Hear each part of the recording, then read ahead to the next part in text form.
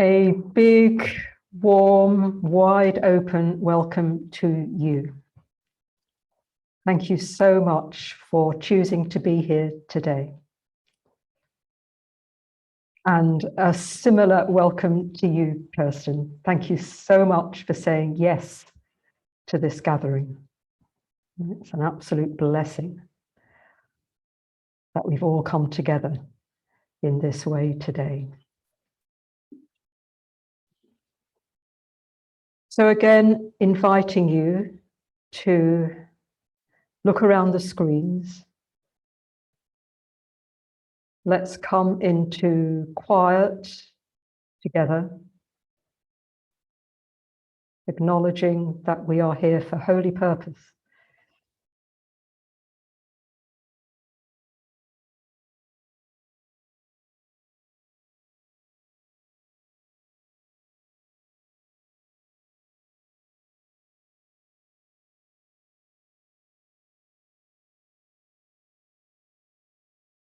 Beautiful, beautiful, beautiful. Our gathering is going to look like Kirsten sharing for a while about her experience, her deep, deep experience of living a deeply mystical life. And then Kirsten is going to lead us in meditation. And then there will be space for sharing and questions from you. I'm not going to monitor the chat, inviting you to be present and trusting that is quite sufficient.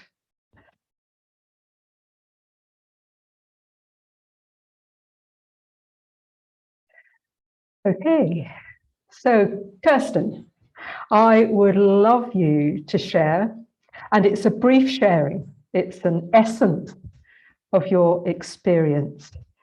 Just what is it like for you to live a deeply mystical life?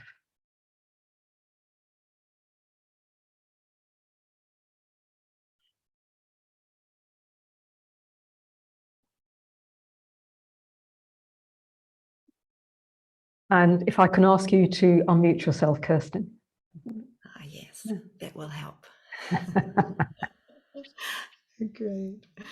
Thank you. And thank you for the very warm welcome. Yeah, it's an honor and a joy to be here with you and with everyone. It's been a while. So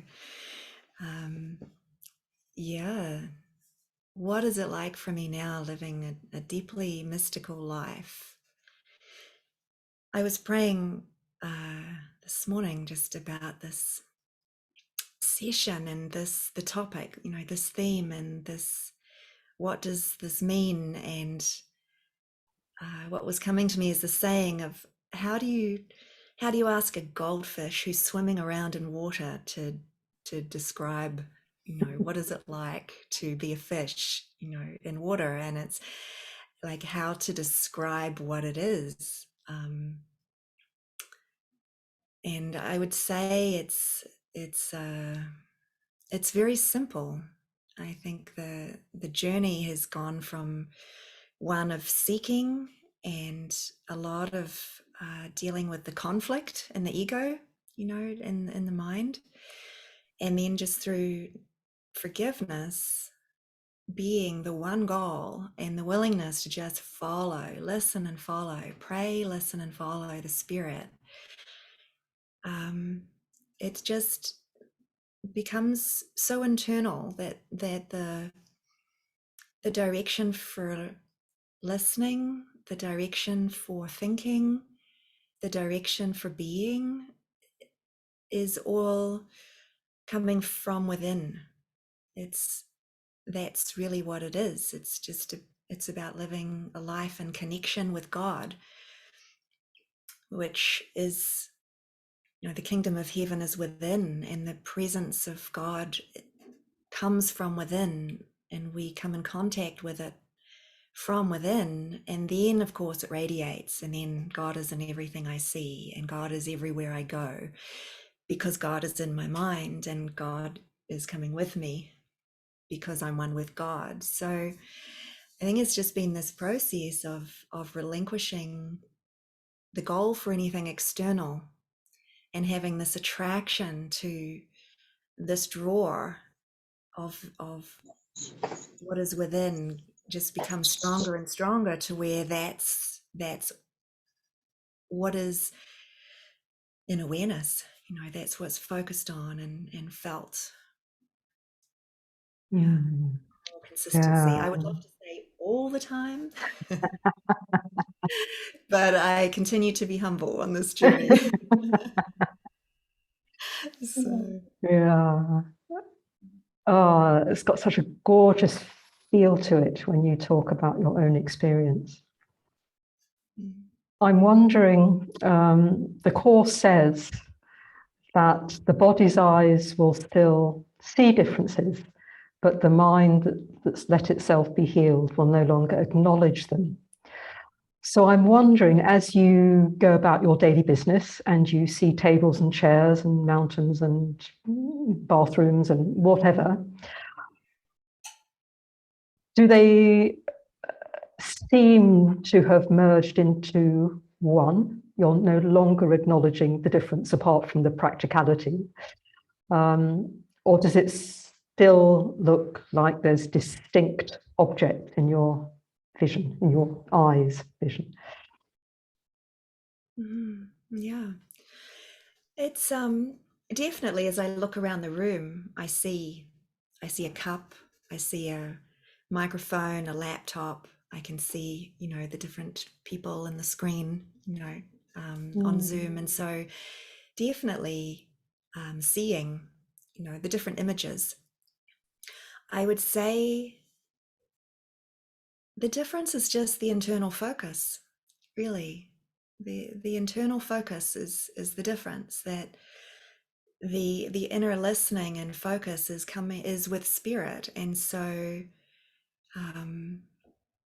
the focus is always just on this presence and being guided from within.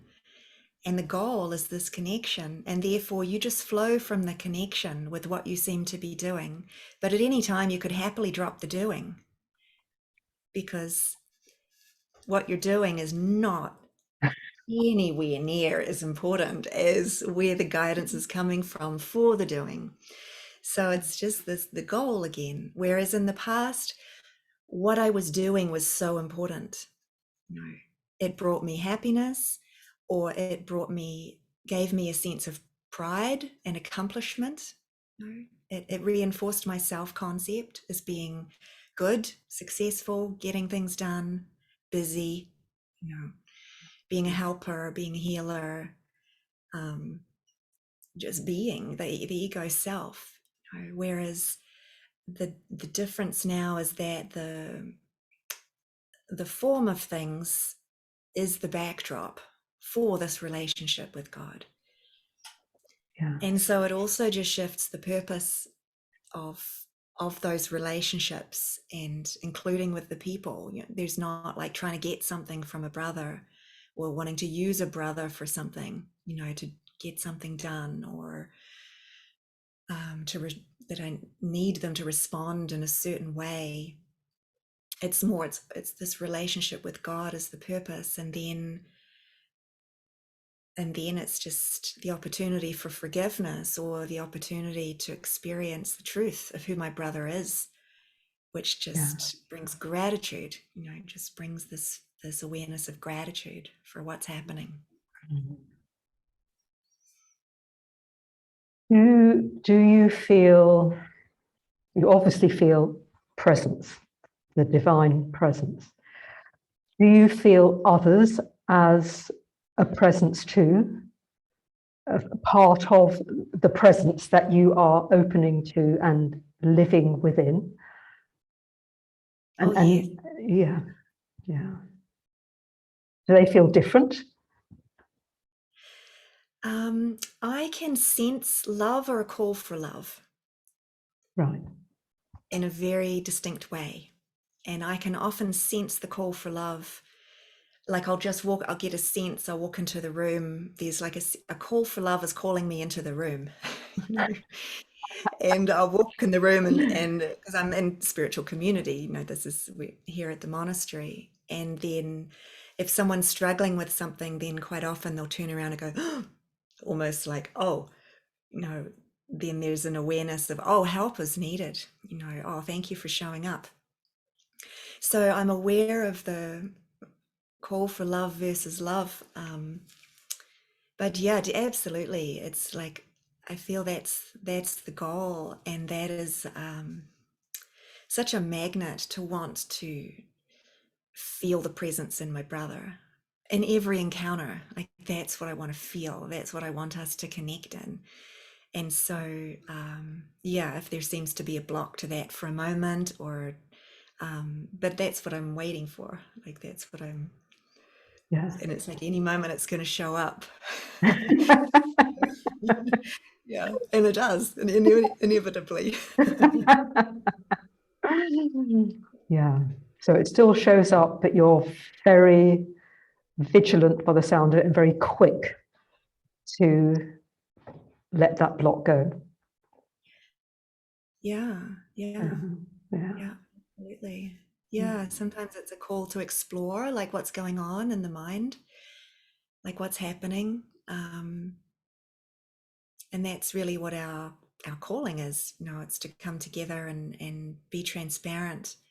And if somebody's going through something, struggling with something, then it's yeah, that's really the purpose of being together with companions, is to have that support to be able to explore and see what's blocking. So yeah. You wrote something that I found very interesting about the cloistered order, about the phase that the monastery is in at the moment.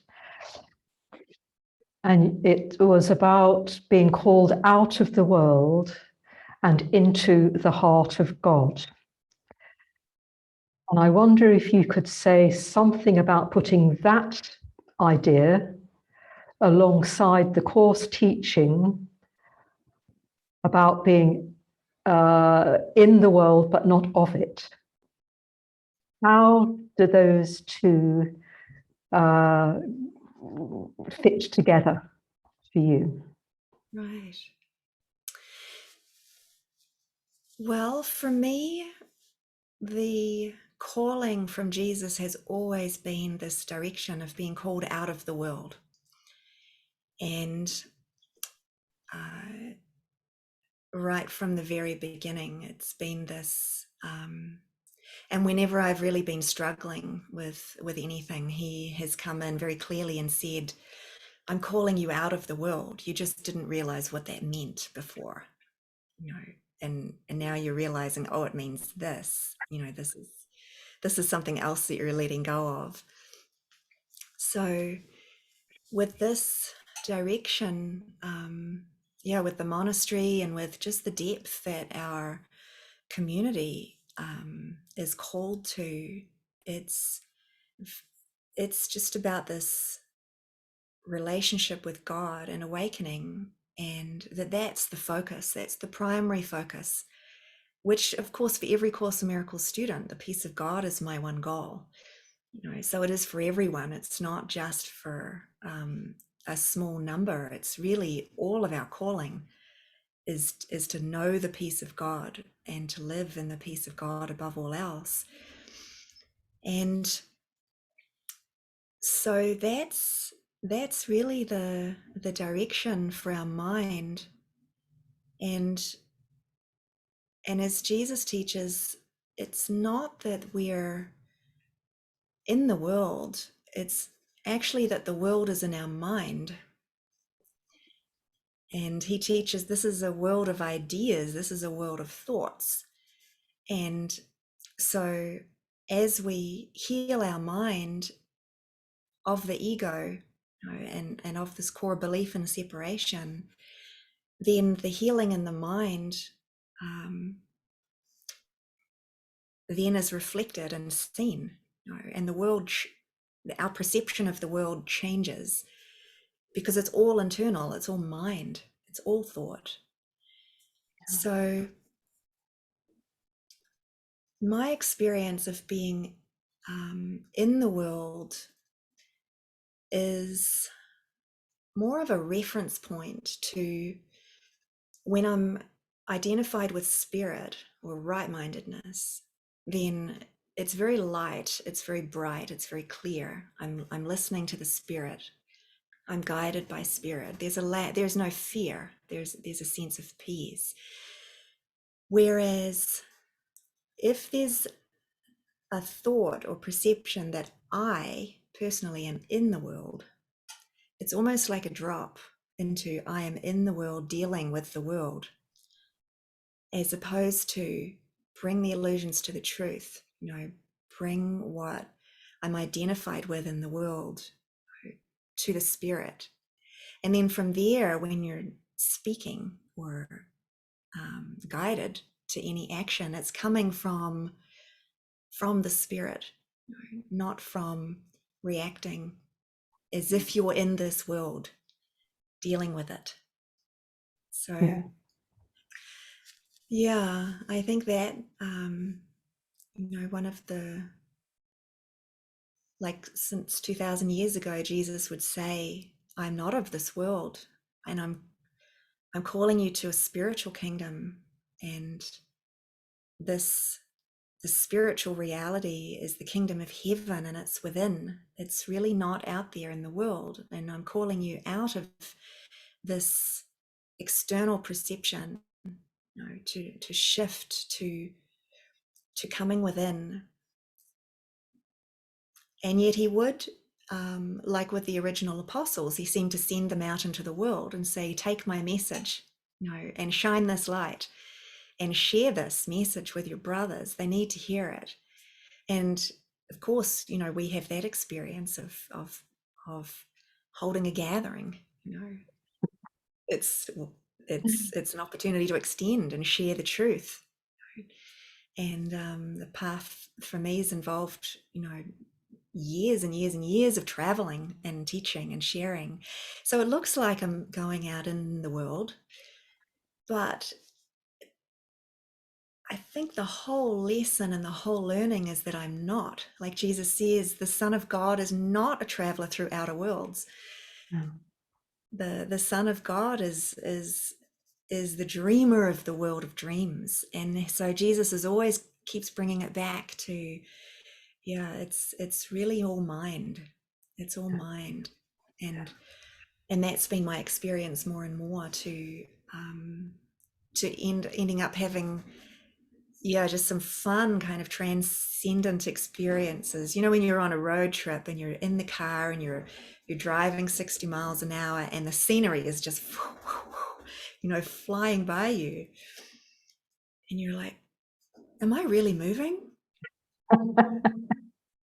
Or is it just that the scenery's flying by and I'm not, am I really going anywhere? And I think that's been the experience more and more, like that it's not really going out there. It's like we're always just facing our feelings and thoughts, and then that's just the pictorial representation of it. It looks like we're moving through time and space, but ultimately it's all about this consistent awareness, getting stronger and stronger of what is real and what is true. The only place where the consistency is found. Yeah, wonderful. Thank you so much. Yes, this is it, isn't it? We're being led back to the mind. That's exactly what's happening. So on that note, I wonder if you would like to lead us in meditation, which is an opportunity for all of us to come together and choose to come back to the mind. It'd be lovely if you Sure, absolutely. felt this is the time.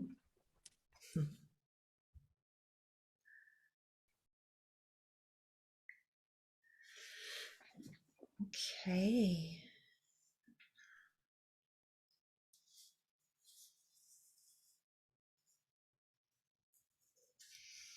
Mm.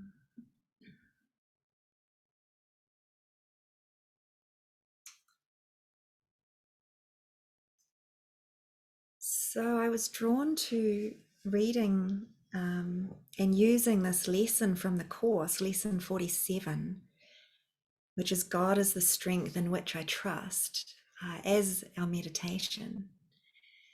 So I'm going to just start reading, and then we can just go into it and be led into silence.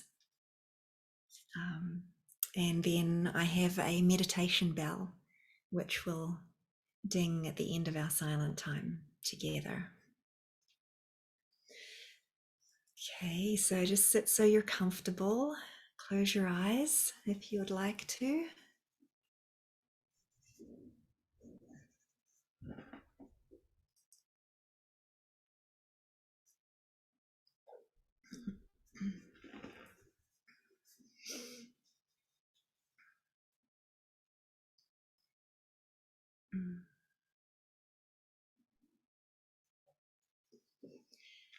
God is the strength in which I trust.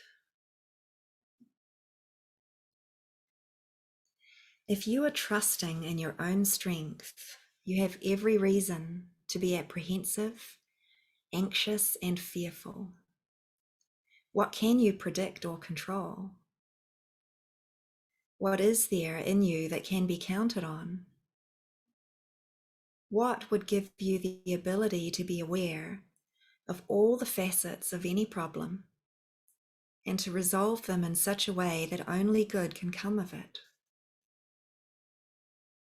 What is there in you that gives you the recognition of the right solution and the guarantee that it will be accomplished? Of yourself, you can do none of these things. To believe that you can is to put your trust where trust is unwarranted, and to justify fear, anxiety, depression, anger, and sorrow. Who can put his faith in weakness and feel safe? And yet who can put his faith in strength and feel weak? God is your safety in every circumstance.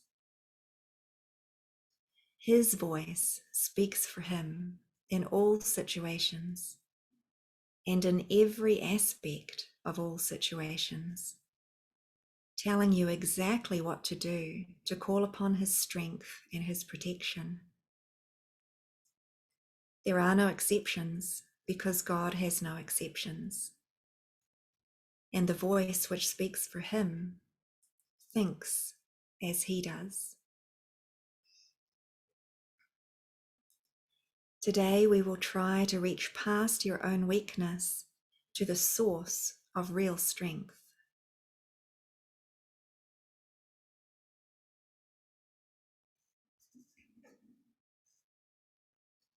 Repeat the idea for the day. God is the strength in which I trust.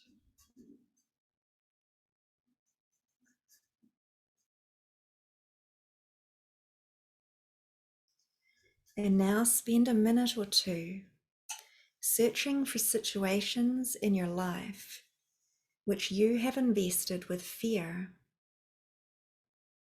dismissing each one by telling yourself, God is the strength in which I trust.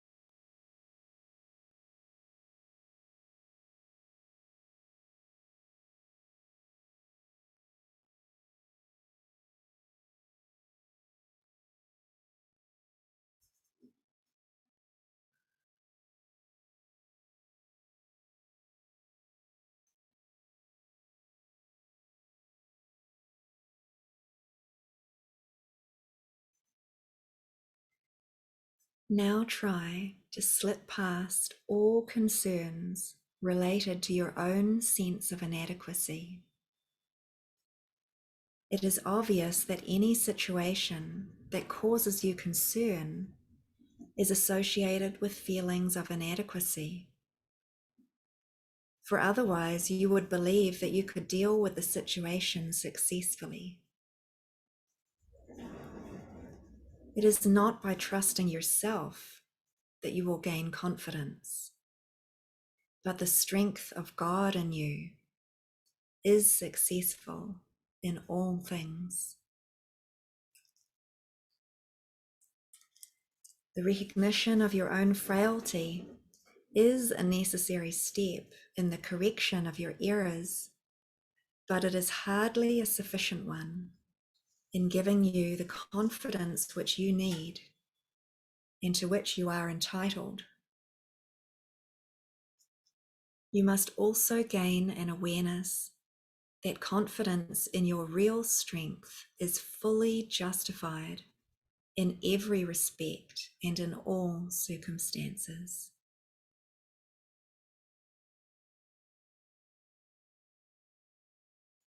Now, try to reach down into your mind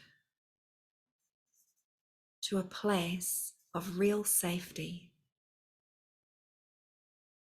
You will recognize that you have reached it if you feel a sense of deep peace, however briefly.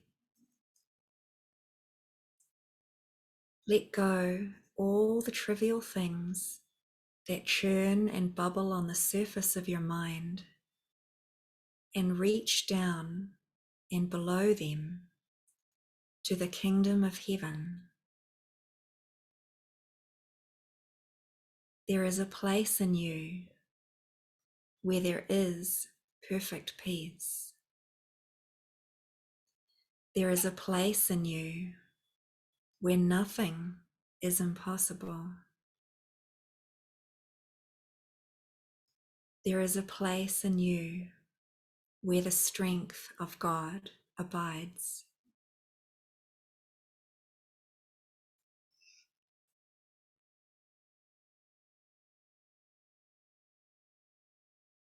Peace is your right because you are giving your trust to the strength of God.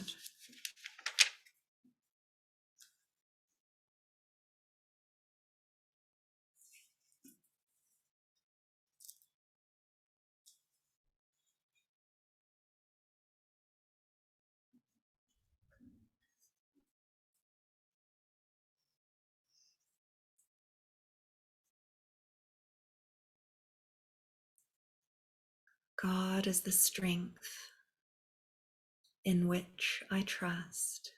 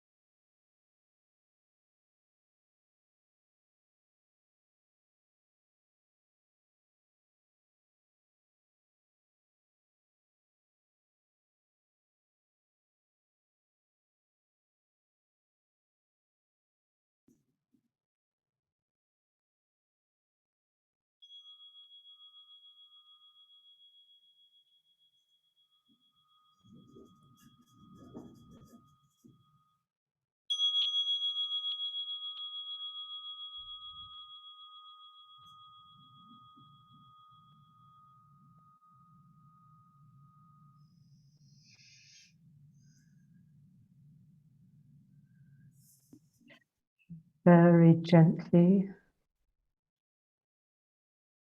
let's take our attention to our breathing.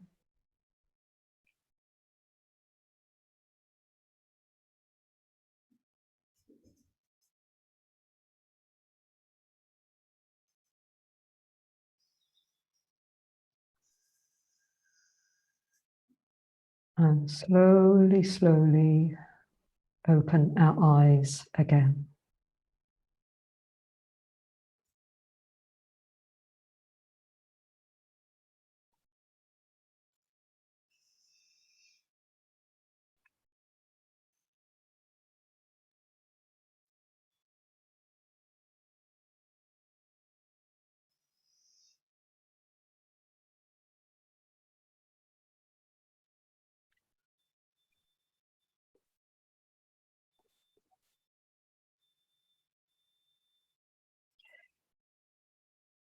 We're opening the space now for sharing.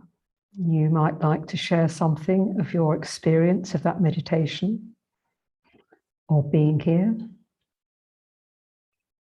Or you may like to ask Kirsten a question about living a deeply mystical life.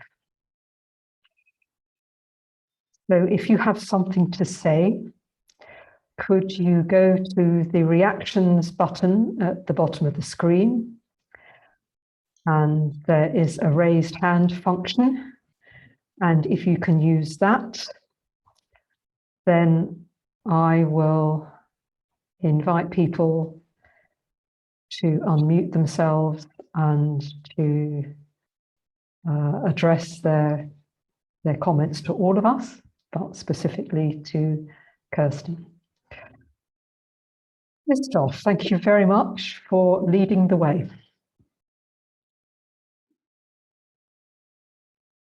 If you would like to unmute yourself. Yes, thank you. Thank you very much.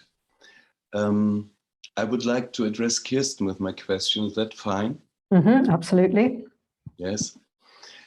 And there might be a little level confusion involved in my question.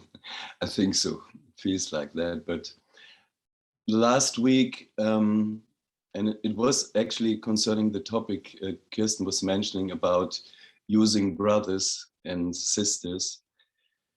And I have to admit, I have quite a judgment about it. I find it really ugly.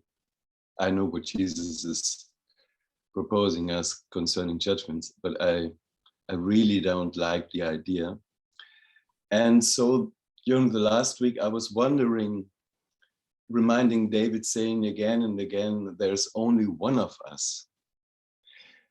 So I was wondering if I could heal one of these topics in my mind, if the whole thing would stop it for the whole sonship. And I was wondering about reaching out for David and asking him, and it did not happen. But then today in the morning, I saw the invitation for your beautiful gathering. And I was also captured by the term, I might not speak it correctly, cloistered order. And for me, it was like the inner altar, an idea of an order in the mind. And I was thinking about if there are some like commitments or precepts coming with being in such an order. And with that idea I felt a really bright relief and support concerning, for example, the topic of not using brothers and sisters. And there might be my level confusion, because of course the commitment must be on the level of the mind, though that might be the right place, or it is for sure the right place. But in this world of perception, of course, my point of view of not using brothers and sisters is perceptual. So it looks like a behavior or something, like stopping a behavior.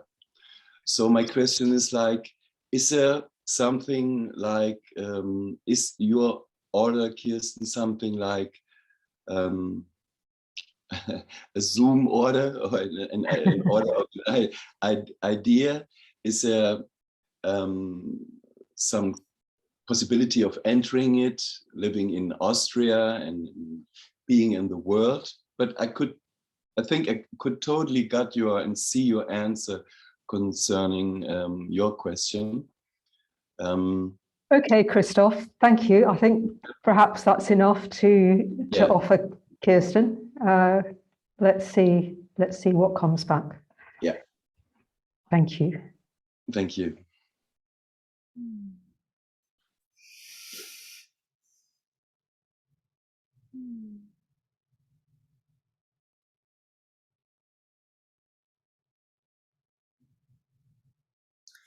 Yeah, I know what you mean by that inspiration of not using brothers, not using brothers or sisters in an egoic way. And really what it comes down to is honoring that we have a function to serve God. And that's all that we're doing. We're honoring that we all have a function. Our function is forgiveness, but then the way in which we can have a reason to get out of bed and move through our day becomes our backdrop for forgiveness, becomes our special function. And so we use the word service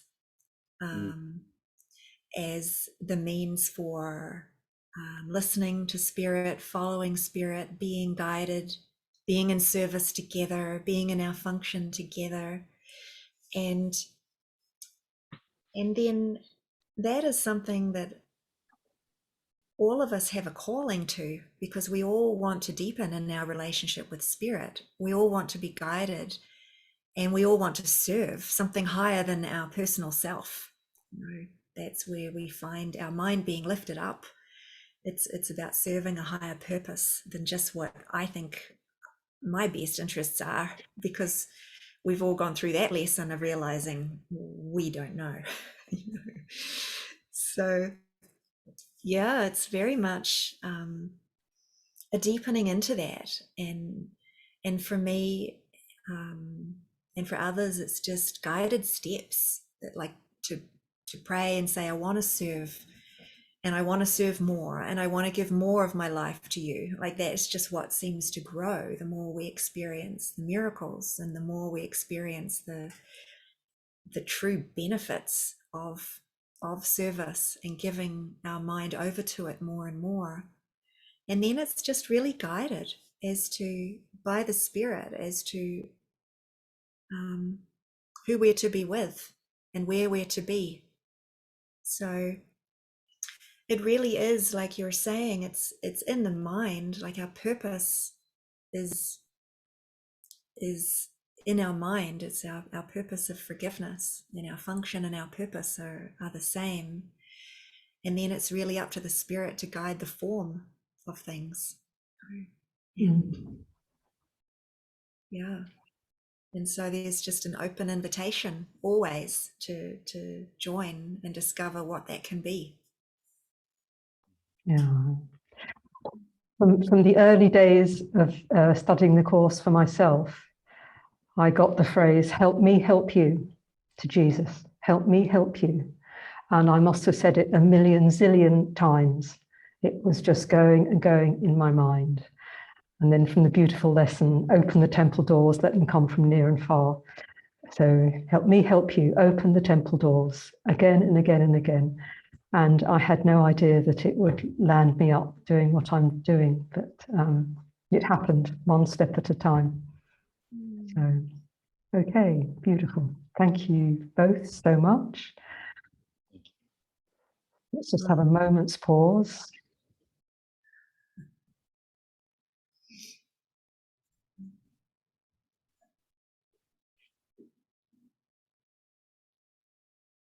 And let's come to Lael. And Hi. over to Hi, you. Kirsten. Good to see you. You too. Thank you, kironJ. I have a question, and then I could share something very brief about following presence the other day and where it took me. But this is basically a fear-based question. um, I have a concern that I was guided in a certain way recently, and that then voices in the world, this is related to medical stuff, seem to contradict what the guidance. And I followed the voices in the world after. So I guess what I want to know is, can God make that right if I made a mistake, and I'm back to to the best of my ability, tuning into presence and following it? I can't have messed things up for all time, because I messed up once. I know the answer, but I want Kirsten to tell me it's okay that you stumbled and did some things some doctors wanted to do, even when your guidance said otherwise. What do you think, Kirsten? Oh, Leo, I love you. Yeah, absolutely. We do that all the time. We stumble and then we see. No, and sometimes we just make a move when there's fear. There's fear for the body, there's fear of consequences, and so sometimes we just make a move based on that. And then as soon as we can see it clearly, then we call on the correction and say, okay, which is the Holy Spirit? He's the correction of love for fear, the replacement of love for fear. You know, the guide of peace, the Prince of Peace. So it's, as soon as that moment comes, then we just go for it, and it's right now. And that's what Jesus is always reassuring us of. Salvation is now. And if you want to get concerned about time, you can just answer this question: how long is an instant? So in terms of repercussions or calling on salvation, said it's right now, it's this instant, and there need not be any consequences, any other consequences there. It's our decision now. That feels really clear. Yeah, yes. And heaven is inevitable, isn't it? We can't miss, we can't go wrong. It's a given. You may go around a few circles, but it's a given. So, yeah. Yep, absolutely. Our GPS is right there. It's always saying left turn, and you're like, I'm just going to go right. It's like, okay, at the next opportune moment, take the left. Okay, I'm just going to turn right. It's like, okay, at the next opportune moment, take the left turn. It's like the spirit is always going to just keep coming back with that next instruction. So, yeah. I don't see a hand up. I have a very, very short story about following presence, but I don't need to share it, but it's just coming to me. I think go ahead, because as you say, there aren't any hands at the moment. So, Well, I'll just say that I felt guided to walk to a certain, no, I didn't feel guided. I just thought, I'm going to walk to this store, a couple miles away, and buy a yoga mat. I'm living someplace new for me right now.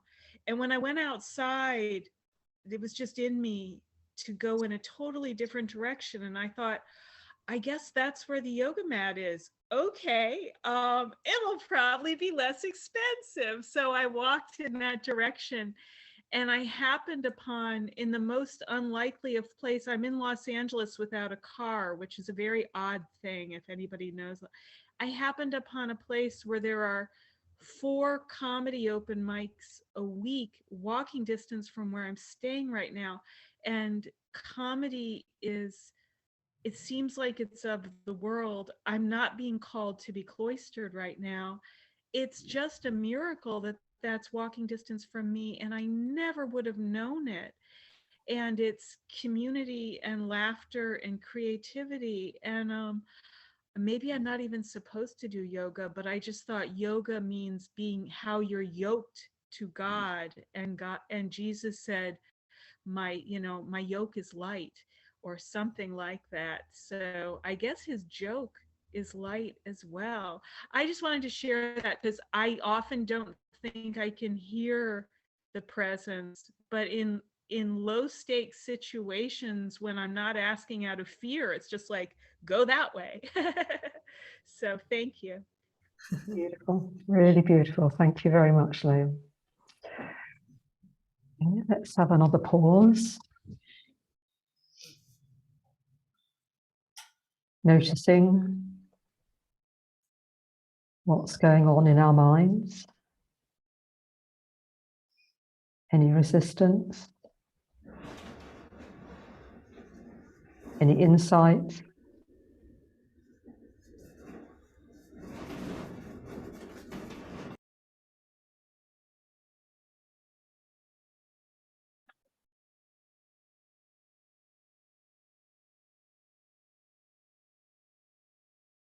Remembering we're here quite specifically. There are gifts here for all of us in this sharing and joining.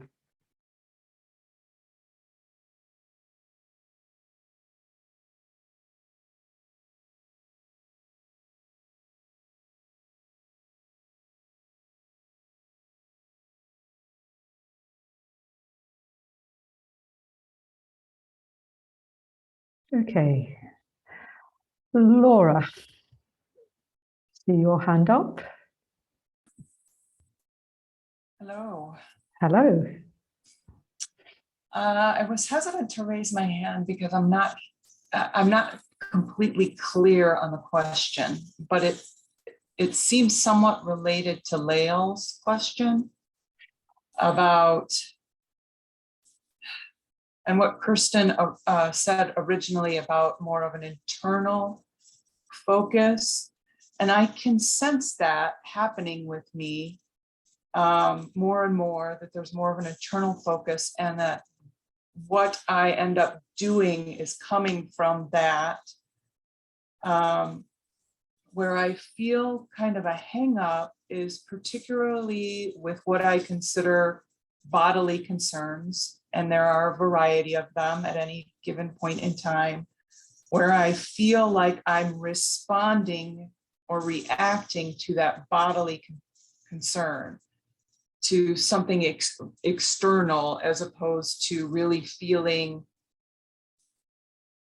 or like originally I'll feel inspired to do something, and then the inspiration will kind of wane and go away, but I'm still responding to what I see in the mirror, as opposed to really truly feeling inspired. And then I think about the script is written, so I'm always doing what's in the script. So is it just a matter of not paying attention to the ego thoughts and then releasing those so that I do feel inspired? Or I feel like I'm kind of stuck in the middle, and I want to come to a place where I am coming from the internal. But then I also think, am I the one making the decision? Can I be the one who is determining that, or will it just all fall away, and eventually it will happen as I forgive more and more? It'll become the feeling that I get, that I'm always coming from the internal as I forgive more and more. So I don't know. I think there was a question in there somewhere. So whatever you have to say, I welcome it. Okay, Kirsten, over to you. Yeah, it really started to ring true with the last part that you were saying there, Laura. It was that was what started to. I listened for the feeling, and then as you were sharing towards the end there, it's like, wow, is it that as my mind just gets released from the ego, that I'll just naturally be following from this internal true inspiration, and that's really what it is. And until then, it's a practice ground. It's a training of following, listening and following as best we can, and just paying attention to then what the result is in terms of how we feel. Does our mind feel clear or foggy? Is fear increased or decreased? Does it get all intellectual and I'm trying to figure it out and apply ideas of the course in a way that doesn't feel like I'm being held? I'm being shown, I'm being taken by the hand for something to be revealed. So I think it's just tuning in more and more to that and trusting that the forgiveness process that you're doing is everything. That's clearing the mind.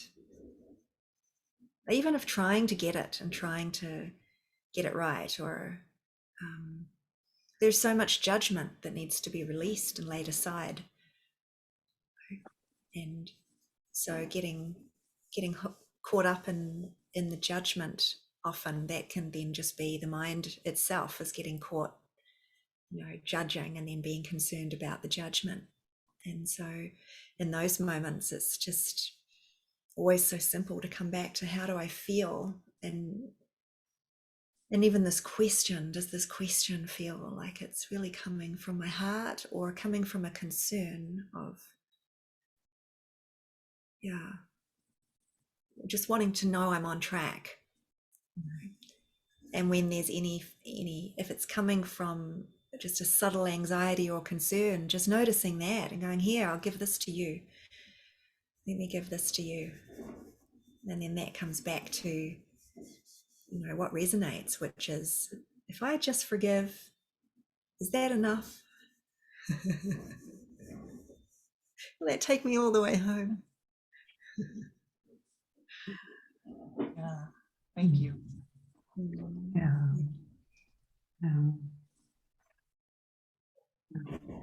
Just inspired to say, of course, the ego will be terrified at this turn of events. Just go within and just listen and feel and follow. It will be wanting to hijack and subvert that at every possible turn. So the having inspiration and then it's going again is probably a common experience. Just for me, it's just appreciating the ego is going to fight this, and the ego being part of our belief about ourselves. So I find that helpful. Thank you. Okay, we have some hands. Serena, you are the next hand. Thank You would like to share? Yes. Hi, Kirsten. It's so good to be with you, to see you. Just change it so I can see you. First, I want to express my gratitude to you for the light you hold for all of us, all the time, not just on Zoom now. It's who you are and how you live, and I'm very grateful for that. And what came to mind, I was sitting here, I don't have any questions, and is there anything to say? And I'm asking, and then this popped into my mind a couple of weeks ago. Where I live, we were sent a warning that a tsunami was coming. I mean, literally. I thought, what does this mean, But the thought that went through my mind as I got up out of bed and I got this warning on my phone, and I thought, if this is the last day on earth for me, how do I want that to be? And immediately it flowed through me, create a field of love. And I thought, that's the perfect way to go out. But it was more than that. It wasn't about Serena creating a field of love. It was this inspiration. Tsunami didn't come, obviously. Here I am. But it was an inspiration to extend that. And the building I live in has an elevator and it has a bulletin board. And I could not post that. And on a big Post-it note, I put create a field of love around yourself, your family, your home, the community. And then and I was just so elated by this inspiration. It's all I wanted to do is create these fields of love. I don't even know what that looks like, but I could feel it in my heart. And then I received something in my email that showed an animation of what this tsunami, the origin, where it came from. It was in the ocean, a volcanic eruption went up. And they did this animation and it showed it going up like this. And then it showed the waves going out.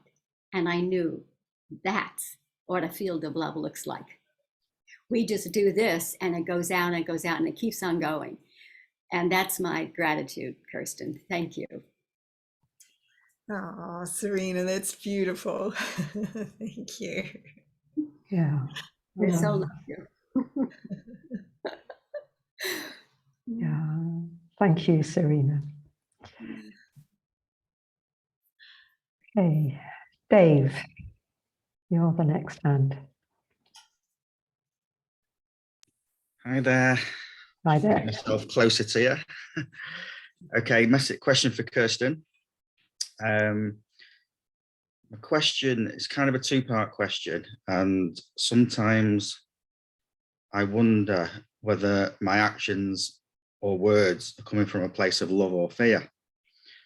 Now, sometimes it's blatantly obvious to me, but often it's very, very, very subtle. And I've heard people say in the past that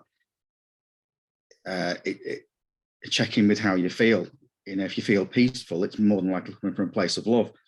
But I know in the past, I felt seemingly peaceful and my actions have still come from fear. So I was wondering how you knew whether something is coming from love or fear, especially when it's so subtle. And I suppose the second part of the question is, by the very fact I'm asking this question, I'm aware that the question itself may be coming from fear. You're onto it. Yeah. my need to know that itself may be coming from my ego, which I'm aware of. And actually, at the end of the day, does it matter whether do we need to know whether something's coming from love or fear? Is my second part of the question. Yeah, that's great, Dave. That's great. Yeah, like Jesus says, the spirit has no questions. So every question has got to be coming from the mind that's afraid of fear. So you could probably safely say that 99% of the time, you might not even be aware of it, but that there's fear. Right? And because we're identified with a personality self, with a self-concept, and that's shaky. So we're on shaky ground. And I always felt on this journey to be so humble. Like when I heard about the saints and the mystics that would go off into their caves for decades, to go and face the ego. I was like, wow, okay, well, if it takes them decades and they gave their entire life to it, right from the beginning. And some of them even had, families, generations of generations, the Indians, of total devotion to God, lifetime after lifetime, generation after generation. And then it still takes them decades and decades, to face this. Then I'm going to be gentle with myself. And I'm going to assume that for the most part, I'm dealing with the ego. And I think that approach has been really helpful because I haven't got too concerned about it one way or another. It's more than allowing the observation, which is what I hear you saying. Like, yeah, I'm observing, but then can I even really judge sometimes? Can I really know for sure whether it's coming from love or fear? And then ultimately, what's the point? Is that actually serving? Is that really serving in this moment? So yeah, I like just the question. It's like just really wanting to tune into what truly is going to serve my mind in this moment. You know, what's the most supportive, and I feel so grateful that I always had this direction from Jesus to be gentle with myself, you know. And then David came as my first like true mighty companion, and Jesus said, you know, trust him, trust your brother, I've sent him in direct answer to your call. And the message from David was the same. It was be gentle with yourself and don't judge, don't try to judge the awakening even. So yeah, it's just a tuning in more and more into a recognition. And when we recognize something, we know it. It's clear to us. And if we don't really know, then Jesus's direction was to me was let it go. And he would say that on all kinds of levels, including trying to understand the Course. When I first was reading the Course, and I had a brain injury, you know, brain damage and a head injury when I first came into A Course in Miracles. And so when I was reading it, I would completely forgot what I'd just read after a paragraph. And if I didn't understand something, it would get really heavy. And every time Jesus would say to me, oh no, don't try to understand it. No, that's not the goal. No, I just want you to feel my presence, you know, which is just the gentleness or the love. And if there's something that you get confused about or you're trying to understand, he said, no, you can just go past that and open up to something that you recognize, that resonates. You know, and that's what's true for you right now. Thank you. That really helps. Yeah, because it's more of a gentle curiosity that I have. So I'm just going to observe that curiosity and let the curiosity go. Thank you. Yeah. Lovely. Thank you.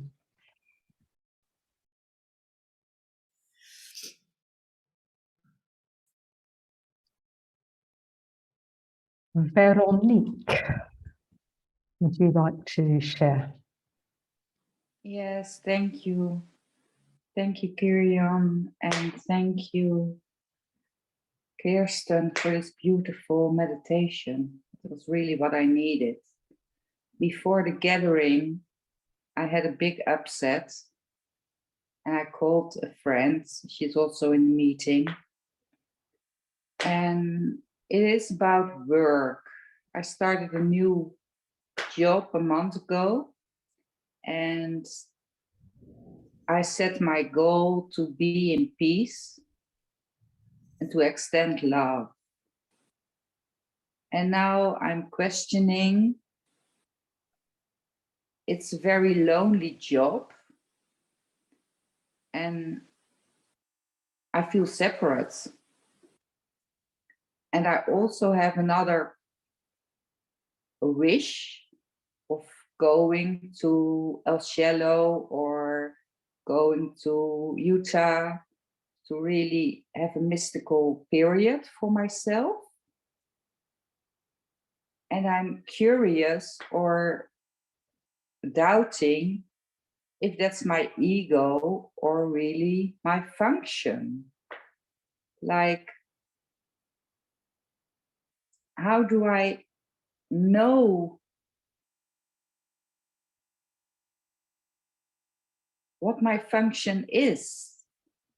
And, or do I have to do it here right now and be the love for everybody and myself?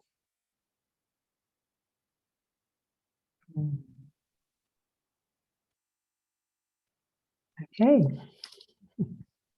Kirsten, would you like to respond?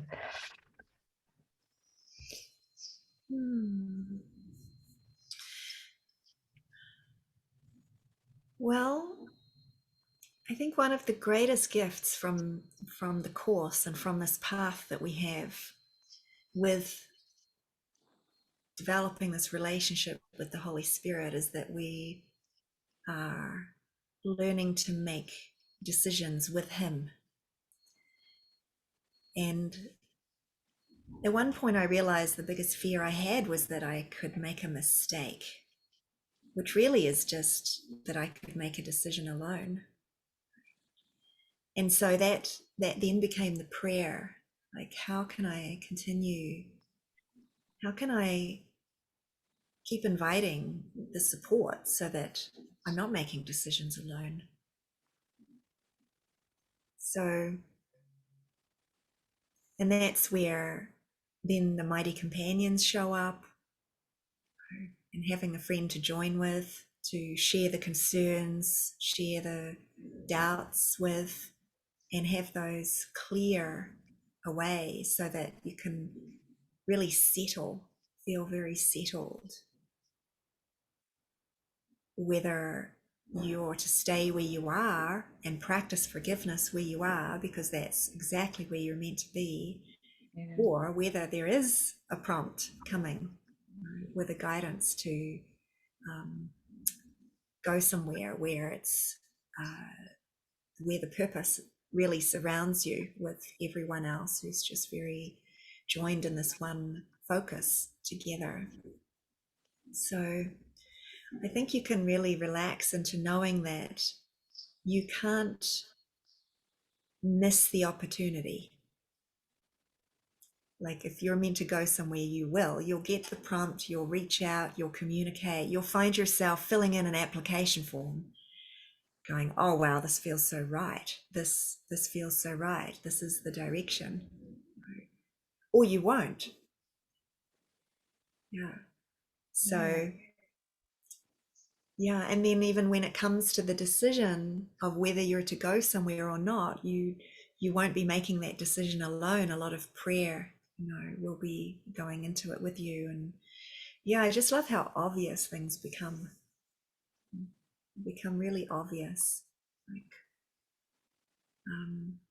travel gets halted or flights open up. COVID's, it comes and nobody can fly from Europe into America. And then several months later, everything opens up and it's the perfect timing. And those who were meant to come. So it's just, it's such a walk of trust to really keep opening up to this idea. Like, is it possible that there is one in charge orchestrating everything? Is it possible that there's one who's actually in charge of the plan, and I can really, really trust in that I and therefore I don't have the power to mess it up or make a mistake, and I can't miss out on his plan because it's his plan. Thank you. And I'd like to put in that although it looks like decisions at the worldly level, do I go here or do I stay? It's always, which inner teacher will I listen to? That's the decision we're making at the root of everything. And once we decide, it's our intention, it's our desire to listen to the Holy Spirit and let go of what that might mean, the form, it all gets much easier. And then it does start flowing and flights open up or things close down or whatever. But it's getting that sorted first, because everything else is a picture of that decision. Yes, absolutely. Thank you. We have time perhaps for one more sharing, and as Christoph, you've already shared, I'm going to go to Iona, who hasn't said anything yet, and ask that you share. Thank you. It's been wonderful to hear your advice, Kirsten, but I wonder, most of us don't live in a monastery. So what are your top tips for making a space where we can develop our spiritual awakening? Top tips. I would say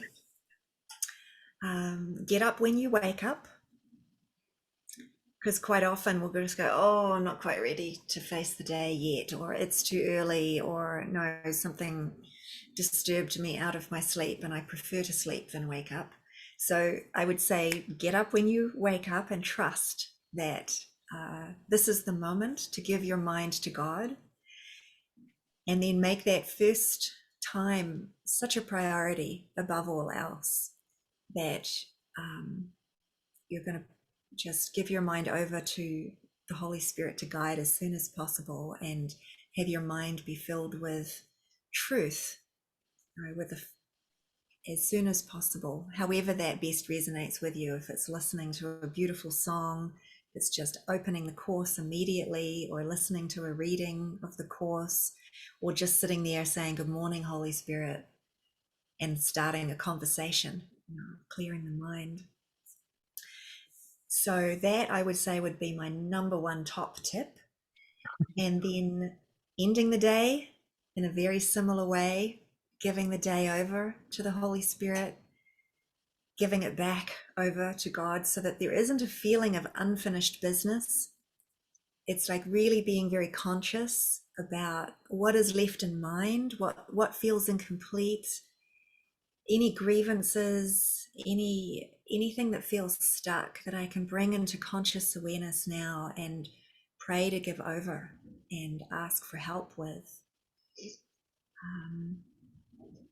And using that time right at the end of the day, like Jesus says, just, you can tell by the way you wake up who you spent the night with. So we want to spend the night with someone that really cares about us. Yeah, so that would be my other top tip.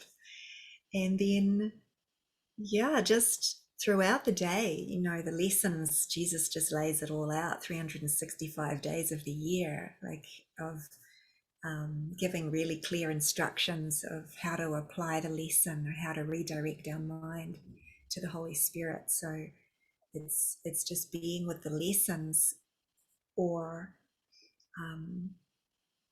being with a lesson. If you're not sequentially going through the lessons, just being so open to, what is your thought for me for the day, and letting that be a very practical tool to keep coming back to. Like we need mind training.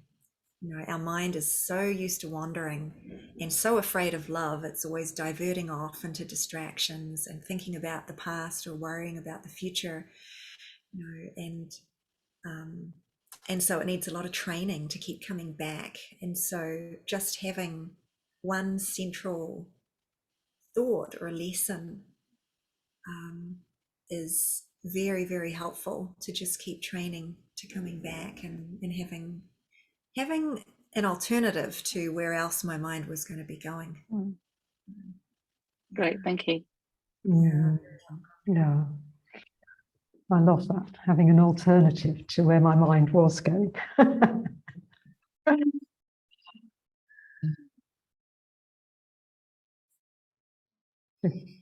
Kirsten, I wonder, do you have any announcements you'd like to make before we come into closing? Anything you'd like people to know about?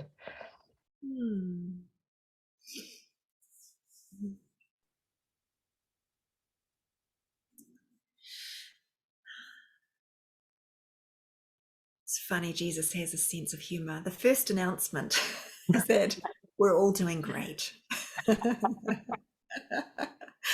And that this awakening is not a small endeavor. And so every moment that we're willing to forgive and turn our mind towards Him and towards the Holy Spirit is highly valuable.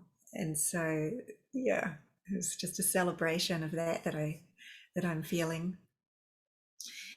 And then, yes, if you are not aware of what's available through Living Miracles, every Saturday there's a movie gathering with David. They're just phenomenal.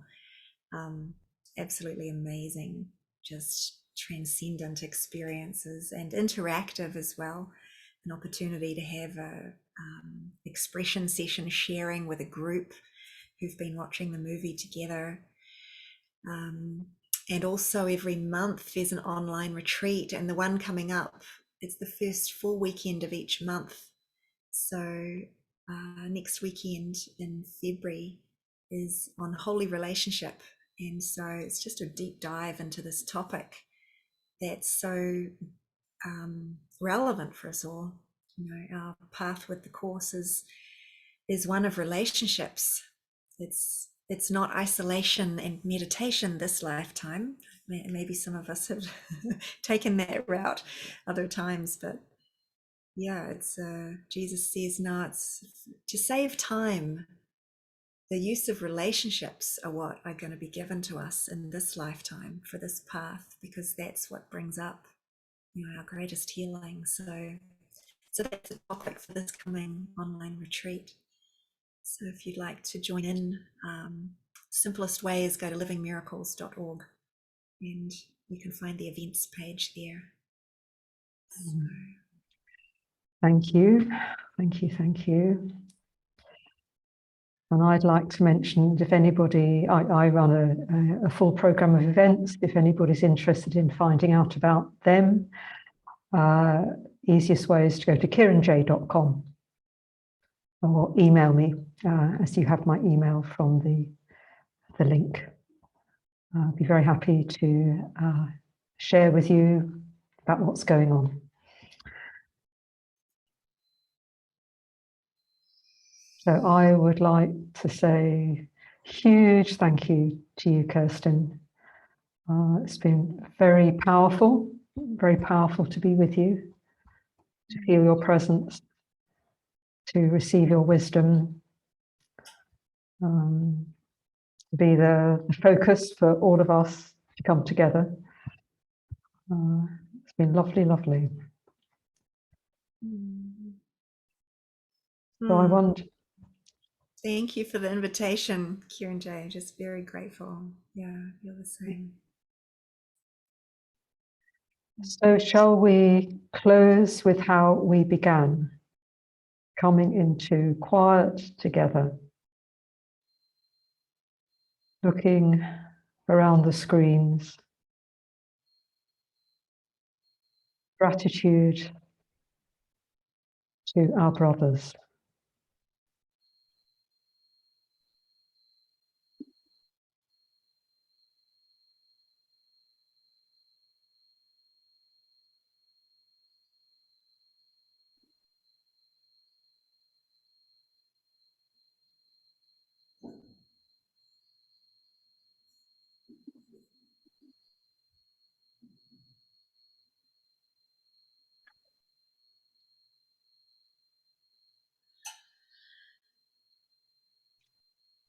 The recording of this gathering will go on my YouTube channel, and I'll put it on my Facebook page. Both will happen next Monday. So if you don't know how to find either of those places, again, email me if you would like the recording. I won't send it out routinely, but you're very welcome to share it with anybody once the link has been prepared. Okay. So would you like to unmute yourselves and say a verbal love, farewell, blessing, whatever. Thank you so much. Thank you so much. Thank you, thank you, thank you. Thank you so much. Thank you. Kirsten. Thank you. Thanks, everybody. Bye. Have a good evening. Blessings.